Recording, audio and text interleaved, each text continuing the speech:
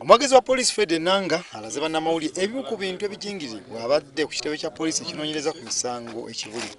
Bino nno bibalirirwamu obukadde bwasinza Uganda 15 singa bibadde si bicupuli era nga bino byaggiddwa mu maduuka ag'enjawulo omuli Kampala ne Wakiso. Mu bino mulimu ensigo ezirimibwa, eddagala eriyambisibwa ku muddo, ebintu by'amasannyalaze, ebyuma eby'enviiri n'ebirala bingi.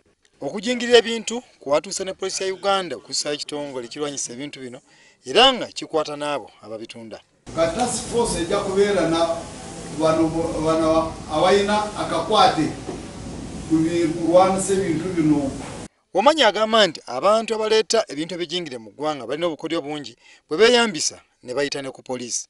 NBS bateekako enkola y'okulaba nti buli kintu kyonna ekiba bakyetise balaba nti bakicekinga sukufuna sample cekinga buli kintu kyonna kulaba nti ekintu kiyingidde kyonna kya mutindo. Bino okumalibwawo abakola ebintu oba bannyini byo nabo balina okwenyigiramu naddala nga balanga ebintu bibafulumya.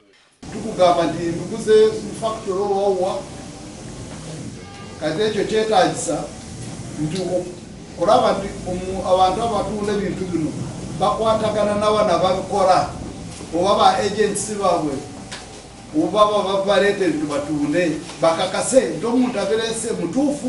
Oluvannyuma bakwatiddwa bateereddwa kakalu ka poliisi nga bwe balindira okutwalibwa mu kkooti oluvannyuma lw'okunoonyerezwa kwa poliisi.